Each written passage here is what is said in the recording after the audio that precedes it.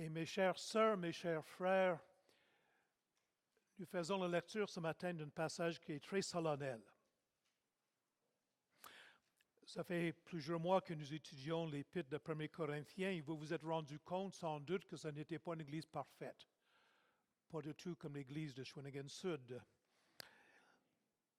Il y avait des chicanes, des divisions, des sectes. On avait nos prédicateurs préférés. Il y avait l'immoralité terrible dans l'Église jusqu'à l'inceste. On avait des frères qui se poursuivaient en cours. On était tous mêlés sur le mariage et le célibat, mêlés sur le rôle des femmes et des hommes dans l'Église. Tout plein de problèmes. Et jusqu'à maintenant, le Seigneur, par la plume de l'apôtre Paul, n'annonce aucun jugement sur cette Église-là. Que le Seigneur donc est généreux et patient avec son peuple. Puis voici, nous arrivons dans un passage où le Seigneur annonce qu'il a sévèrement jugé les membres de cette Église-là pour un péché. Au point que plusieurs sont morts et que plusieurs sont très malades. À ce point-là. Moi, je suis toujours surpris par les choix que Dieu fait quand il juge. C'est comment il s'appelle l'homme qui a osé toucher à l'arche de l'Alliance avec la meilleure motivation du monde. L'arche de l'Alliance qui était en train de tomber en bas du wagon, tiré par des bœufs, puis il l'a touché, puis Dieu l'a tué. Dieu qui a tué les fils d'Aaron parce qu'ils sont rentrés dans sa présence avec un feu étranger.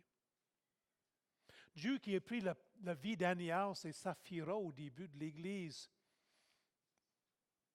pour leur hypocrisie et leur mensonge. Dieu juge.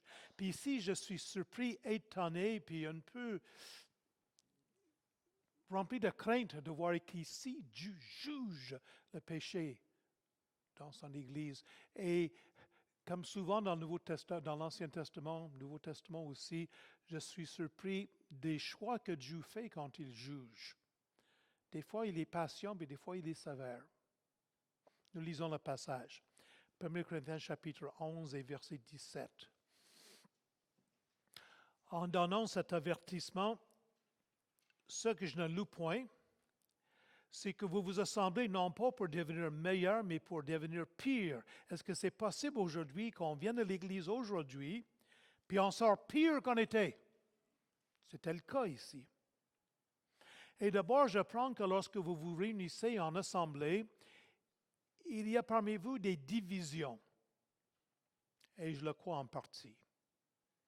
Car il faut qu'il y ait aussi des sectes parmi vous, afin que ceux qui sont approuvés soient reconnus comme tels au milieu de vous. Donc, lorsque vous vous réunissez, ce n'est pas pour manger le repas du Seigneur, car quand on se met à table, chacun commence par prendre son propre repas, et l'un a faim tandis que l'autre est ivre. N'avez-vous pas des maisons pour y manger et boire? Ou méprisez-vous l'Église de Dieu et faites-vous honte à ceux qui n'ont rien? Que vous dirai-je? Vous louerai-je? En cela, je ne vous loue point. Car j'ai reçu du Seigneur ce que je vous ai enseigné. C'est que le Seigneur Jésus, dans la nuit où il fut livré, prit du pain, et après avoir rendu grâce, le rompit et dit, « Ceci est mon corps, qui est rompu pour vous. Faites ceci en mémoire de moi. » De même, après avoir soupé, il prit la coupe et dit, « Cette coupe est la nouvelle alliance en mon sang. Faites ceci en mémoire de moi toutes les fois que vous en boirez. Car toutes les fois que vous mangez ce pain et que vous buvez cette coupe, vous annoncez la mort du Seigneur jusqu'à ce qu'il vienne. C'est pourquoi celui qui mangera le pain ou boira la coupe du Seigneur indignement sera coupable envers le corps et le sang du Seigneur. Que chacun donc s'éprouve soi-même, et qu'ainsi il mange du pain et boive de la coupe. car celui qui mange et boit sans discerner le corps du Seigneur mange et boit un jugement contre lui-même. C'est pour cela qu'il y a parmi vous beaucoup d'infirmes et des malades, et qu'un grand nombre sont morts. Si nous nous jugions nous-mêmes, nous ne serions pas jugés. Mais quand nous sommes jugés, nous sommes châtiés par le Seigneur, afin que nous ne soyons pas condamnés avec le monde.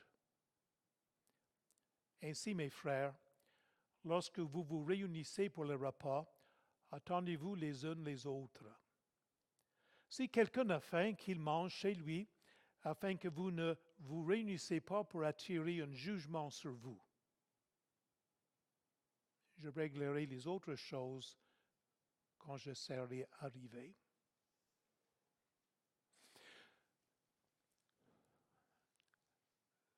Seigneur, tu es un grand Dieu et tu es un Dieu d'amour, de compassion, de miséricorde. Mais tu es aussi un Dieu qui juge.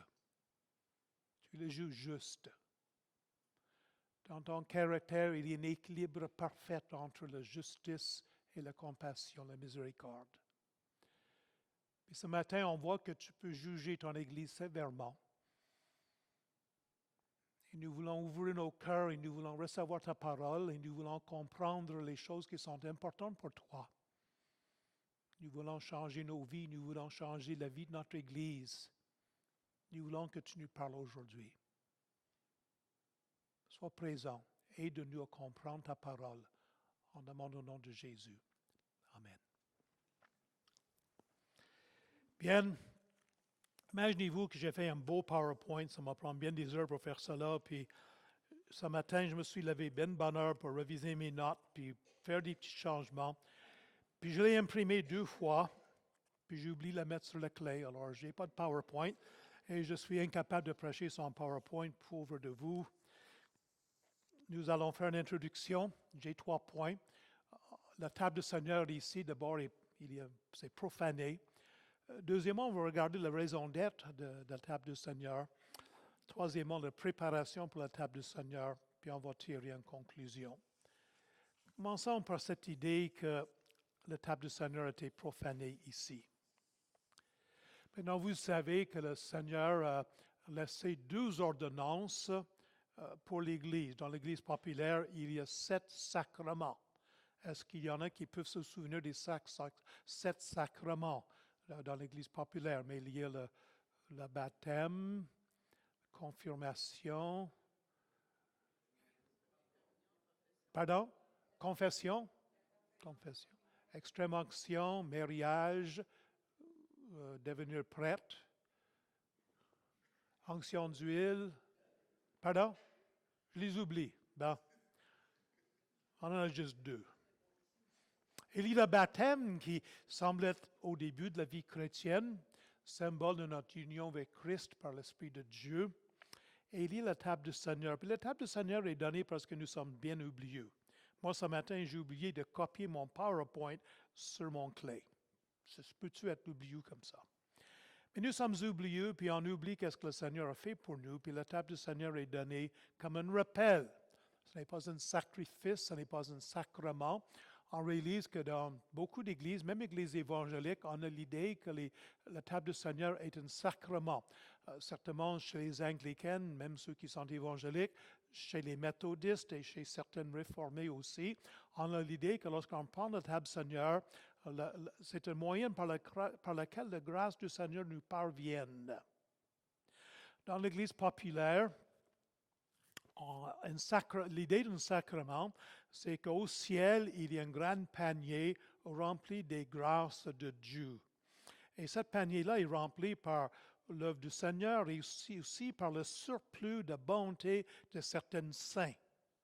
Et Dieu veut nous donner ces grâces-là, puis la manière par laquelle ces grâces nous parviennent, c'est par les sacrements, n'est-ce pas? Alors, les sacrements, c'est un moyen de recevoir la grâce de Dieu. Et dans certaines églises et même évangéliques, nous avons ce point de vue-là, dans une mesure moindre. Et nous ne croyons pas cela. Ce n'est pas un sacrifice, ce n'est pas un sacrement, c'est un rappel. Maintenant, à toutes les fois qu'on obéit au Seigneur, c'est une bénédiction. Et à toutes les fois qu'on se souvient de ce que le Seigneur nous a fait pour nous, ça doit aussi être une bénédiction. Ça doit transformer notre vie, mais ce n'est pas une moyenne par laquelle la grâce de Dieu nous parvient. On comprend la différence. Hein? Maintenant, il faut se rappeler que la table du Seigneur a été instaurée lors de la Pâque juive. On se souvient que les enfants d'Israël étaient esclaves en Égypte et que la nuit, une nuit, après que Dieu avait envoyé 9 plaies et que les Égyptiennes n'ont pas permis aux enfants d'Israël de quitter leur pays et l'esclavage, Dieu a envoyé une grande plaie, le 10e, et il a pris la vie, il a envoyé l'ange de la mort pour prendre la vie du premier-né à travers tout le pays. Mais il a dit à son peuple d'Israël, vous allez le soir, entre les deux soirs, au crépuscule, c'est ça qu'on dit, juste pendant qu'il commence à faire noir, vous allez prendre un agneau sans tache, sans défaut, et vous allez le tuer, vous allez prendre son sang, et vous allez le mettre sur les linteaux de votre porte, et vous allez le manger ensemble avec hâte, et après vous allez sortir. Et c'est comme ça que Dieu a délivré son peuple de l'esclavage, puis les a libérés pour qu'ils deviennent encore son peuple, puis qui voyagent jusqu'à leur pays que le Seigneur leur a donné. La grande délivrance de la Pâque, où Dieu a délivré son peuple. Et où l'agneau est mort, lors de la Pâque juive, parce que lorsque l'agneau est mort dans la maison d'une famille juive, et le sang a été mis sur le linteau, l'ange de la mort passait par-dessus cette maison-là, puis le fils aîné n'est pas mort. Donc, dans un sens, l'agneau est mort à la place du fils aîné. Grande doctrine de substitution. Et chaque année, les Juifs, c'était leur fête principale. Ils venaient de partout dans le monde, à Jérusalem, pour fêter la Pâque.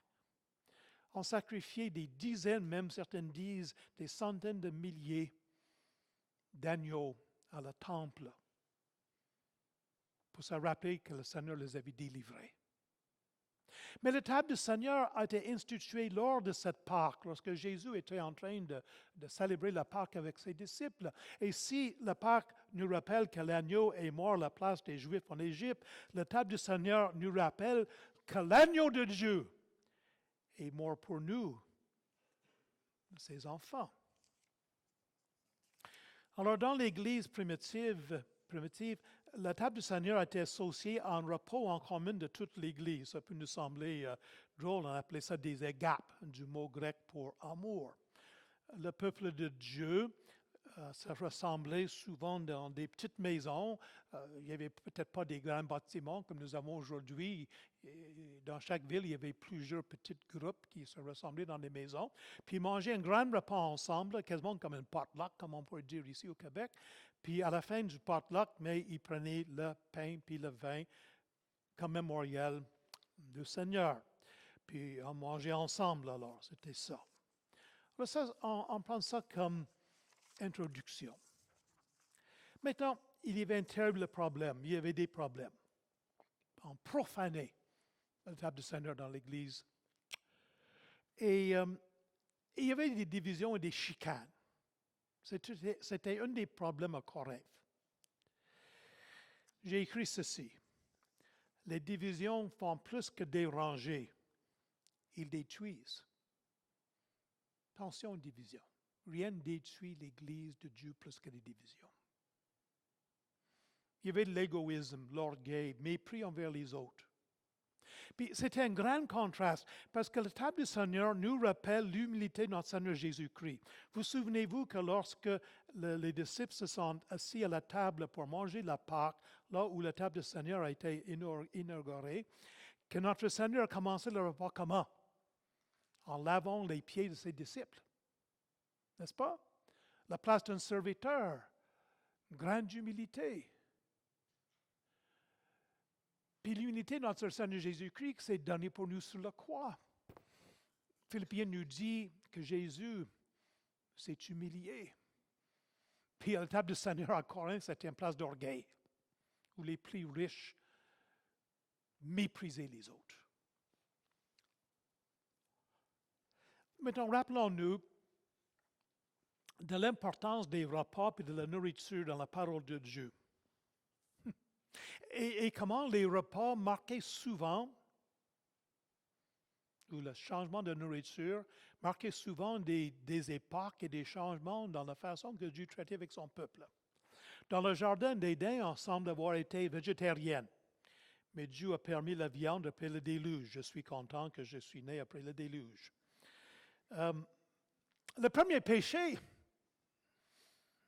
c'est quand Adam et Ève ont mangé le pomme. Bon, je ne suis pas sûr que c'était une pomme, mais c'est ce qu'on dit en québécois, n'est-ce pas?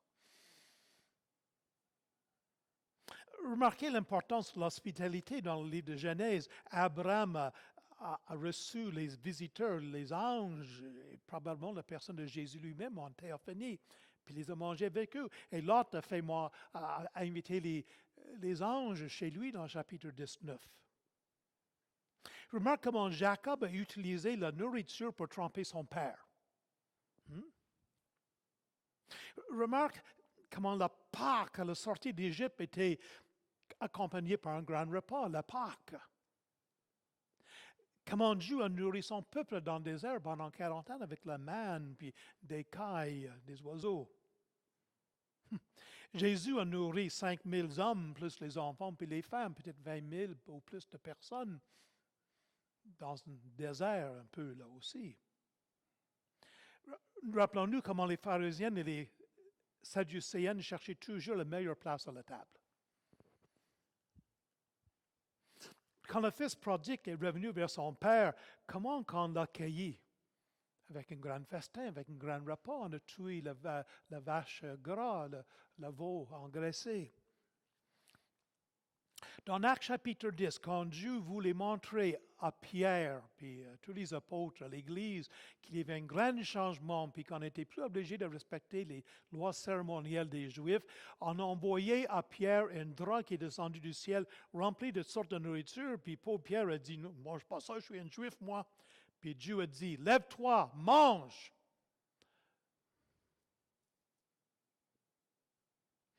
Une grande différence entre Pierre et Paul.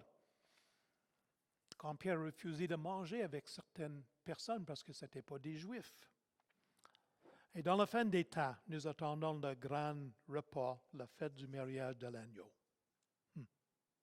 L'importance des repas. C'était quoi les problèmes dans l'Église de Corinthe en ce qui concerne la table du Seigneur? Bien, les riches n'attendaient pas les pauvres. Vous savez que les riches à cette époque-là, ils ne vivaient pas pour travailler, mais pour s'amuser. Il n'y avait rien à faire. Et pour eux, arriver à l'heure, ou même avant l'heure, pour les réunions de l'Église, pour cette agapé, pour cette agape, pour ce repas, c'était facile pour eux, il n'y avait rien à faire. Mais les esclaves, qui étaient nombreux dans l'Église primitive, les esclaves arrivaient quand ils pouvaient, quand leur maître les laissait aller. Donc, c'était facile pour que les riches arrivent avant les pauvres. Puis les riches se remplissaient les ventres avec la nourriture puis du vin, au point qu'ils étaient rassasiés complètement, puis même en ivresse, que le passage nous dit, quelle honte, venir à l'Église pour s'enivrer. Puis avant que les pauvres arrivent, mais les riches, ils étaient bien satisfaits avec le repas. Les pauvres étaient exclus des bénédictions, puis méprisés, puis profondément humiliés par ce qui se passait dans l'Église. Les pauvres étaient des citoyens de deuxième classe.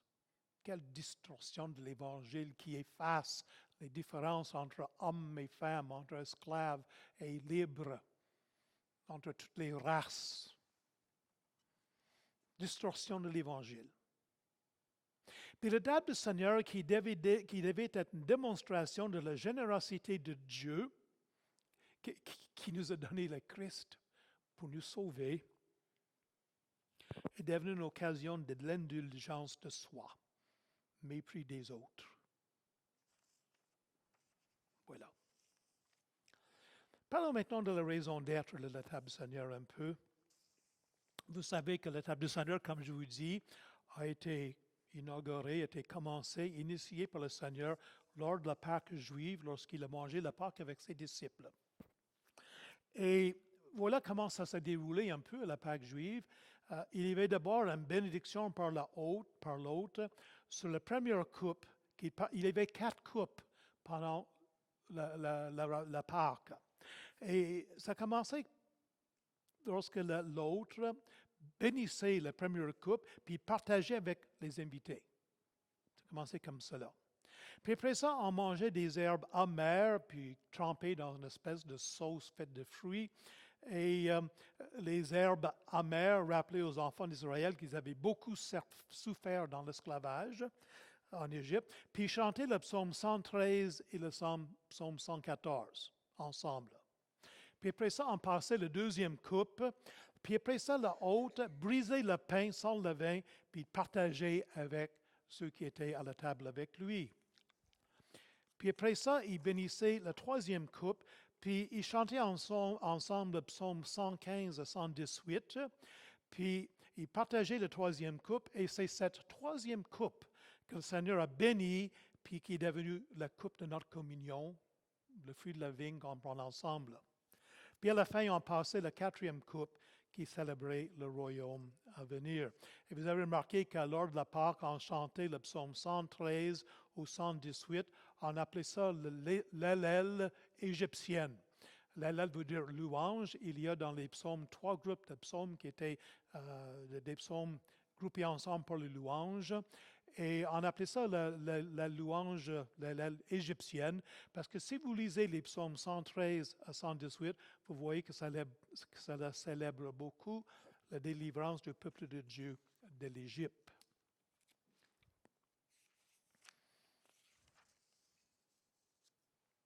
Jésus a dit, ceci est mon corps qui est rompu pour vous. John MacArthur nous dit ceci, son corps, non seulement son corps physique, mais le grand mystère de sa vie incarnée, toute son œuvre, ce qu'il était et ce qu'il a fait. Je suis très traditionnel, puis je ne veux pas critiquer personne, puis je ne me souviens pas exactement comment on fait la table du Seigneur ici. Je ne suis pas en train de critiquer quelqu'un, mais l'acte de rompre le pain nous rappelle que le corps de Jésus a été brisé. N'est-ce pas? C'est le symbolisme qui est là.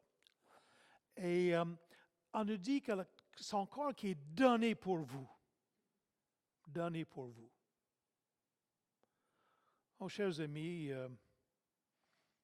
je connais des personnes qui ont donné leur corps pour la science. Je n'arrive pas à faire ça encore. Je pense que je n'ai rien dans mon corps qu'on veut donner pour les autres. Mes oreilles sont finies, mes yeux ne sont pas bonnes, mon cœur, j'ai de l'angine de temps en temps. Je ne suis pas sûr que j'ai dans mon corps des choses qui seraient utiles pour quelqu'un d'autre. Si oui, mais ils peuvent bien avoir ce qu'ils veulent, là, ça ne me dérange pas. Que ça pourrisse dans la tombe ou que ça sert à quelqu'un quelques mois ou quelques années, tant mieux. Mais notre Seigneur s'est donné complètement pour nous. Et de cela, c'est qu'on se souvienne lorsqu'on prend le pain et on le rampe. Le pain brisé représente son corps qui est brisé. Puis le Seigneur continue, puis dit, cette coupe est la nouvelle alliance en mon sang. Chers amis, l'ancienne alliance, dans l'Ancien Testament, a été scellée par le sang des animaux, par des sacrifices répétés sans nombre. À un moment donné, j'ai essayé de calculer combien d'agneaux, combien de bœufs, combien d'animaux, d'oiseaux même, ont été tués en sacrifice par le peuple de Dieu pour essayer de couvrir le péché. Parce que vous savez, dans l'Ancien Testament, le péché n'était pas effacé, c'était couvert.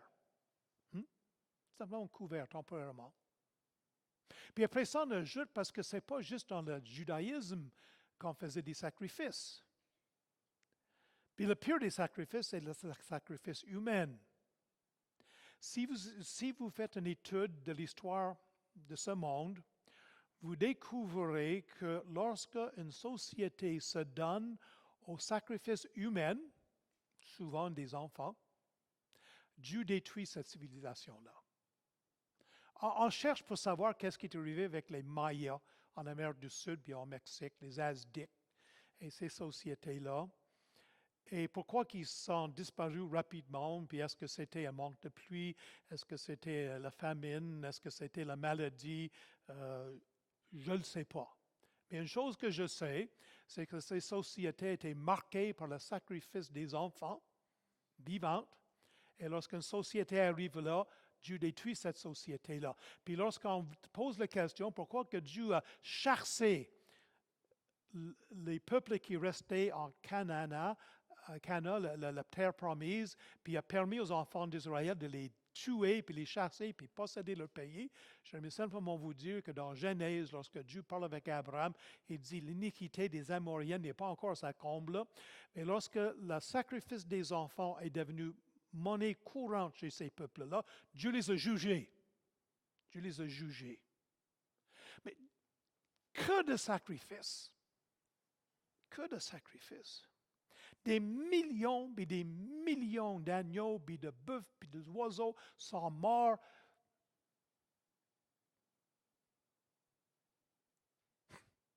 À répéter à toujours. S'il fallait que je sacrifie un agneau toutes les fois que je fais un péché, les chers amis, il ne reste plus d'agneaux dans le Québec, ni dans le Canada, ni dans la mer du Nord probablement.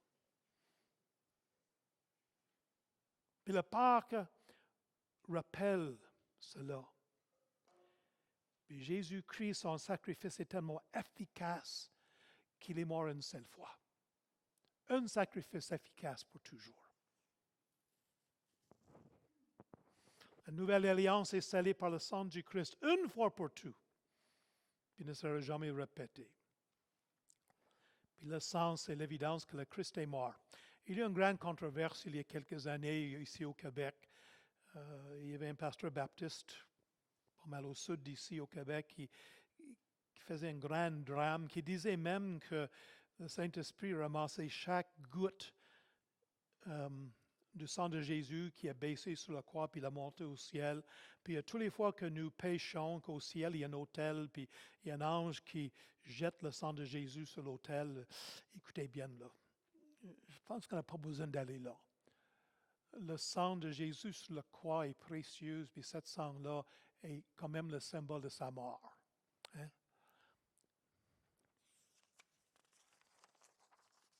Le Seigneur dit, faites ceci en mémoire de moi, puis il dit toutes les fois. Toutes les fois. Ce n'est pas une option. Dans l'Église primitive, probablement, on célébrait la table du Seigneur tous les jours, selon certains érudits que j'ai consultés. C'était très souvent, régulièrement.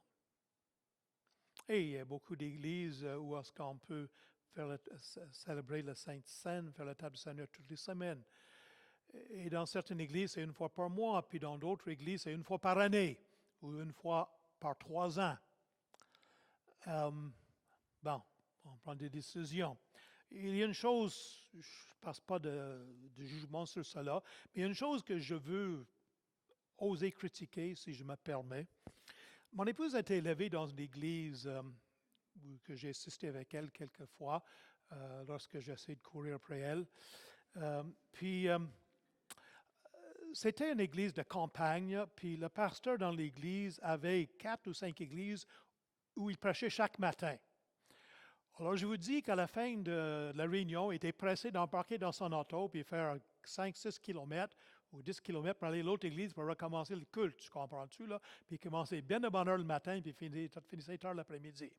Puis lorsque c'était le table Seigneur, là, mais c'était quelques minutes de plus à la fin de la réunion, puis il fallait qu'il court à l'autre. Puis mon beau-père se plaisait des fois à dire, c'est qu'il n'a pas encore terminé de mâcher le pain avant qu'il prie pour le vin. Il était bien pressé. La table Seigneur, là, c'était mesuré en minutes, mais pas 5 minutes. Tu comprends-tu, là? Bon. J'espère que c'est plus que 5 minutes. Après qu'on fait les choses importantes, la louange, puis la prédication, puis les annonces, là, qui prennent 15 minutes, puis qu'on prend 3 minutes pour la table Seigneur, là, ça me dérange, excusez-moi. La table Seigneur, c'est d'abord un souvenir. On se souvient du Seigneur et ce qu'il a fait pour nous. C'est aussi une proclamation. On proclame ce que le Seigneur a fait pour nous. Puis c'est une anticipation. Bon. Lorsque le Seigneur a célébré la première fois la table du Seigneur avec ses disciples, il leur a dit, je ne boirai plus de cette coupe jusqu'à ce que je la boive avec vous lors de la noce de l'agneau. Oh, j'ai hâte à ce jour. Toutes les fois qu'on prend la table du Seigneur, on anticipe son retour. J'espère que ce sera très bientôt.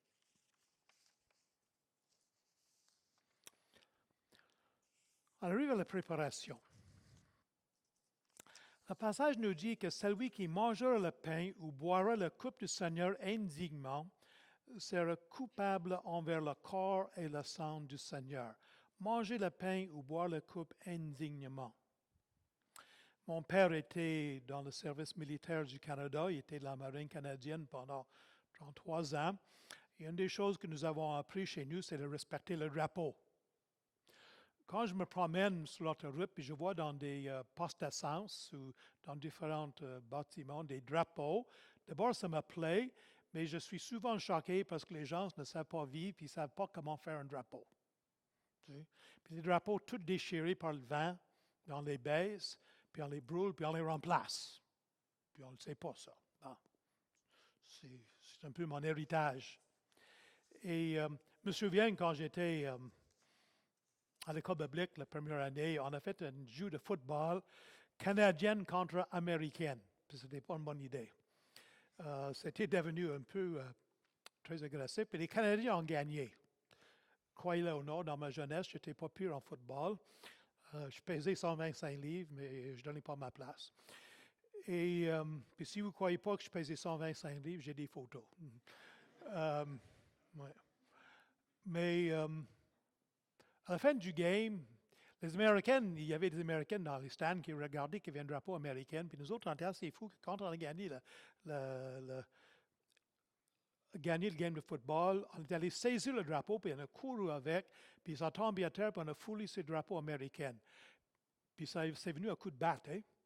Parce que dans l'équipe américaine, il y avait des anciens soldats, c'était dans le temps de la guerre de Vietnam, là, puis il y avait des personnes qui avaient fait la guerre de Vietnam, puis d'autres qui avaient fait la guerre de Corée, puis vous savez comment les Américains aiment le drapeau, là, puis c'était grave.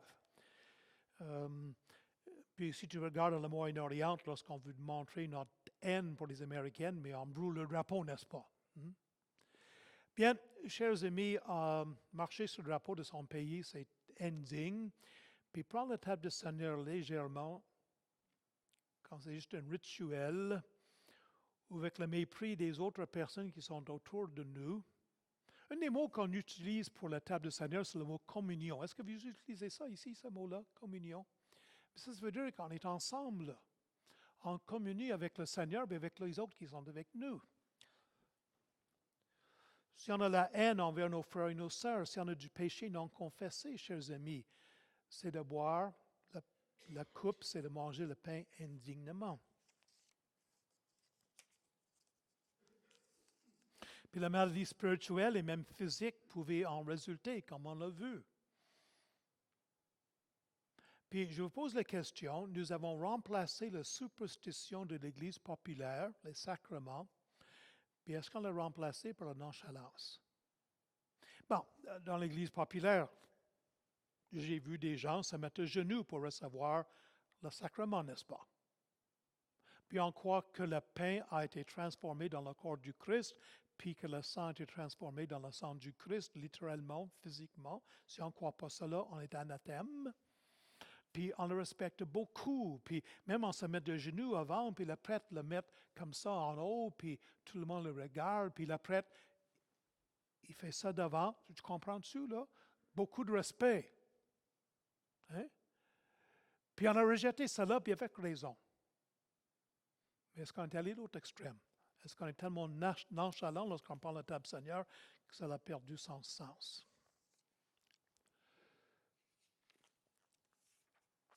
J'ai une conclusion qui est ceux qui ont étudié l'homilétique avec moi, faites pas ce que je fais, mais j'ai une longue conclusion. J'aimerais vous faire quelques suggestions pour vous préparer la table du Seigneur. Est-ce que vous savez d'avance quel dimanche que vous allez prendre la table du Seigneur? Est-ce que c'est annoncé? Est-ce que vous le savez?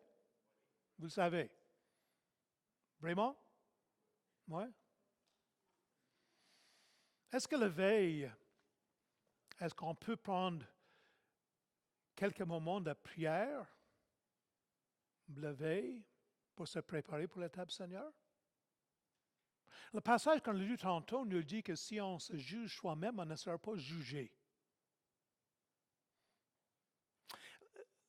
L'Église de Corinthe, les chrétiennes, quelques-uns des chrétiennes, même plusieurs des chrétiennes, on a l'impression, se sont présentés à la table Seigneur sans se juger leur propre péché, sans s'examiner. Puis le résultat, c'est que Dieu les a jugés très sévèrement, comme nous l'avons vu. Alors, est-ce que nous n'avons pas besoin de prendre du temps, la veille, avant de prendre la table Seigneur, pour s'examiner un peu? On peut-tu couper le TV une demi-heure le samedi soir? Il y a 2 semaines, j'ai été dans une église à Montréal, puis le prédicateur nous a dit qu'il essaie de cultiver dans sa vie une habitude qui était très courante chez les puritaines, chez certains pères de l'Église, 3 fois par jour, 15 minutes dans la présence de Dieu, à écouter Dieu. Wow! On lit que Daniel priait 3 fois par jour, hein?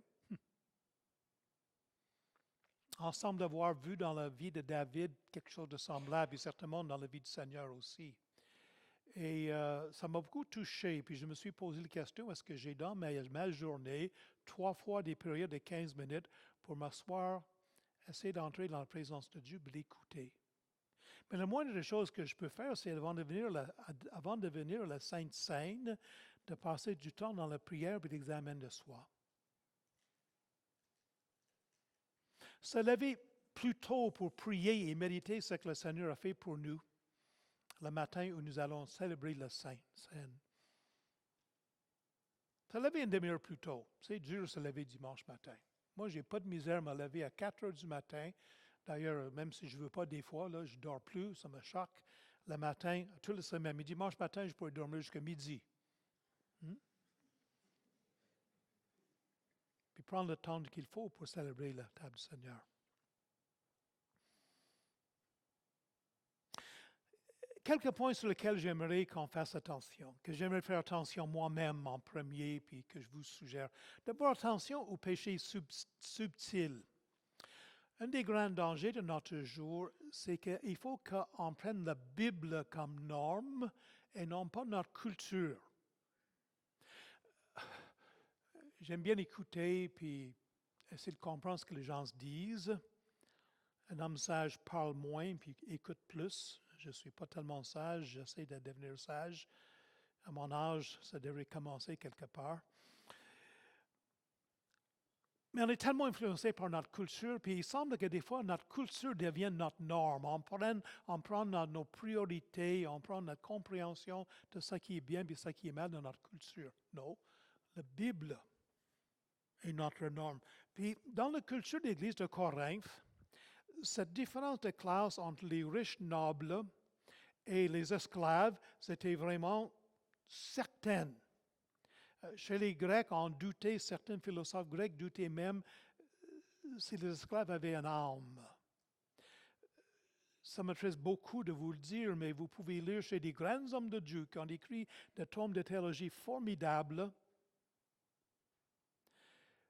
Dans les années 1700, début des années 1800, chez nos frères américains qui étaient très évangéliques, qui doutaient si les personnes de race noire avaient une âme. Quelle honte! Quelle honte!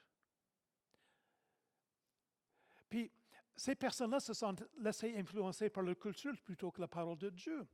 J'étais fort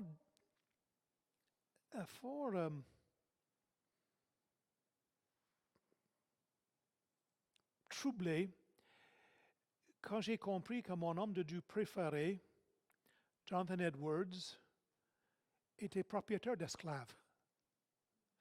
Et que George Whitefield, mon évangéliste préféré, dans le monde anglophone, dans les années 1700, il y avait 2 grands hommes de Dieu. Il y avait John Wesley, puis il y avait George Whitefield, qui étaient des grands évangélistes qui ont conduit des centaines de milliers de personnes au Seigneur. Puis George Whitefield est allé, cet grand homme de Dieu, je lis ses sermons, mais je suis béni énormément. George Whitefield est allé en Géorgie Puis il a utilisé toute son influence parce que l'État de la Géorgie a annulé l'esclavage, puis Whitefield a utilisé son influence pour rétablir l'esclavage dans l'État de Géorgie. C'est le grand homme de Dieu. Puis la raison qu'il a donnée, c'est qu'il avait des orphelinats. Et pour soutenir l'œuvre parmi les orphelins, ça prenait des esclaves pour travailler dans les champs, pour qu'on vende le coton, qui était la grande récolte, pour soutenir l'œuvre de Dieu. Puis je lis ça, puis j'ai dit, ces grands hommes de Dieu, ces grands penseurs. Edwards était la plus grande théologienne dans l'histoire du monde. Puis leur compréhension a été influencée par la culture autour d'eux plutôt que la parole de Dieu. N'est-ce pas? Attention à cela. Attention à cela. Veillez sur cette tendance de remplacer la réalité par le rituel. C'est tellement facile de venir à la table Seigneur et participer juste par habitude, pas comprendre la réalité de ce que Christ a fait pour nous.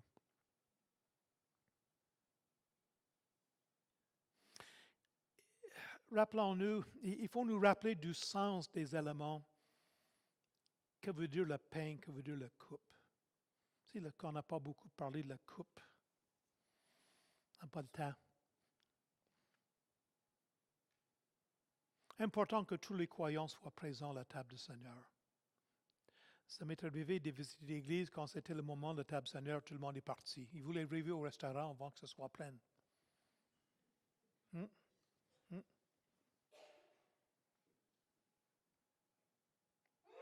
Pratiquer l'unité. La table Seigneur, c'est un endroit où l'Église doit être unie.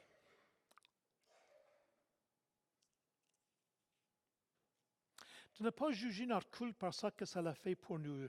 Des fois, on entend des personnes dire « Ah, je suis à l'Église aujourd'hui, c'est plate. Ce prédicateur-là n'a rien dit. Sortez d'ici, ça n'a rien fait. Je vais changer d'Église certainement. Là.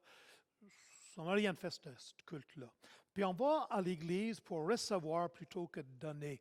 Puis on va à l'Église surtout pour donner à Dieu. Les enfants d'Israël ne rentraient pas dans la présence de Dieu sans apporter un cadeau, sans apporter une offrande. C'était impossible chez les Juifs d'entrer dans la présence de Dieu sans apporter une offrande. Justin Trudeau, béni soit-il, a rencontré Sa Majesté la Reine cette semaine 2-3 fois. Là. Puis, ce n'est pas dans le journal, mais moi je le sais, je l'ai lu ailleurs. Puis je savais que c'est ça qui se faisait. Il a apporté un cadeau du Canada à la reine. C'est ça qui se fait. Si Obama ou le président d'un pays quelconque visite le Canada, ils reçoivent toujours un cadeau. Chers amis, quand on rentre dans la présence, on apporte un cadeau. Puis le cadeau que le Seigneur veut, ce n'est pas juste les quelques sous qu'on va mettre dans l'offrande, c'est l'adoration de nos cœurs.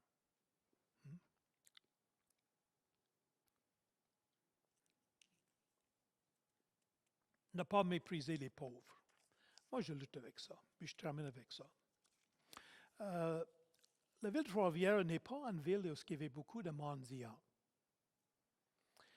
Il est arrivé quelquefois dans l'Assemblée du Cap, pendant l'été surtout, la rue Fusée qui passe pas loin de l'église, juste en face de l'église, c'était l'ancienne route 2 entre Québec et Montréal, entre Halifax et Toronto. Oui, c'était la route transcanadienne, ça là, avant l'autoroute. Puis il y avait beaucoup de mendiantes qui arrêtaient, puis ils se donnent le mot, puis ils savaient que s'ils arrêtaient de l'église, qu'ils pouvaient recevoir un billet pour aller manger chez McDonald's ou quelque chose. Mais là, la ville de Trois-Rivières, dans la région où on va chercher notre épicerie, il y a des personnes qui quittent là à tous les jours, tôt le matin jusqu'à tard le soir. Puis moi, je dois vous dire que quand je vois un jeune homme qui a l'air de plus en forme que moi, qui est assis à terre avec une petite bol pour recevoir de l'argent, j'ai envie de lui dire, va te trouver un job. Je suis allé chez McDonald's l'autre jour, puis il y avait une enseigne qui cherchait du monde pour travailler. Pourquoi vous ne travaillez pas? Pourquoi vous quittez le travailler? Ça, c'est ma réaction, moi. Pas sûr que c'est la réaction d'un homme de Dieu. Je ne suis pas sûr que c'est la bonne réaction. C'est certain qu'il faut encourager les gens à travailler. Puis on n'a pas aujourd'hui les personnes qui sont aveugles, puis ils n'ont pas des soins médicaux qu'il fallait comme dans le temps du Seigneur. Mais je trouve dans mon cœur de cœur la possibilité de mépriser les pauvres. Puis, je ne suis pas si riche que ça, mais vous savez que la personne la plus pauvre ici, vous êtes dans le 1% des personnes riches dans le monde. Est-ce que vous savez ça? Personne la plus pauvre dans la salle ici, vous êtes parmi le 1% dans le monde le plus riche. Moi, j'arrive de la Côte d'Ivoire. J'en ai vu des pauvres. Vous voulez voir des mendiants, va là-bas. J'ai amené avec moi 40 fois, je pense, des 1 pièce américaine. Puis je les ai tous donnés dans la première heure. Puis là, il n'en restait plus, là, que vous que je fasse. Chers amis, un des péchés à la table du Seigneur du peuple de Dieu à Corinthe, c'est ce mépris de ceux qui étaient moins en moyenne que nous, ceux qui étaient plus pauvres que nous, qui étaient mal pris. Rappelons-nous que nous étions pauvres spirituellement, puis notre Seigneur Jésus-Christ était riche, puis celui qui est riche est devenu pauvre pour nous. Il est né dans une étable, pas dans un palais. Au moment donné, il est dit, les oiseaux de la terre ont des nids, puis les renards ont des taniers, mais le Fils de l'homme n'a pas une place pour se poser la tête. Le riche est devenu pauvre pour nous. Le Seigneur aide-moi à ne pas mépriser les pauvres. Nous terminons là. Que la table du Seigneur occupe la place dans nos cœurs, puis dans nos priorités, puis dans la vie de notre Église qu'elle devrait occuper. Prions. Nous te bénissons notre Dieu. Ta parole nous surprend des fois. Nous confessons que nous sommes surpris par la sévérité du jugement que tu as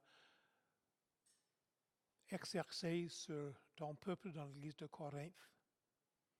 Pour un péché qui nous semble bien mignon à côté des autres péchés qui étaient là. Mais tu es Dieu, tu es juste. Tu es la définition même de la justice. Et nous demandons que les péchés qui étaient là dans l'Église de Corinthe, Seigneur, que tu nous aides à les juger dans la mesure qu'ils sont chez nous et que tu changes nos cœurs, tu changes nos vies, tu changes notre Église. Nous t'adorons. Merci pour Jésus, lui qui est le pain de Dieu descendu du ciel, lui qui a donné son corps pour nous, son corps a été brisé, lui qui a donné son sang, lui qui a bu la coupe amère du jugement de Dieu qu'on méritait, pour que nous en puissions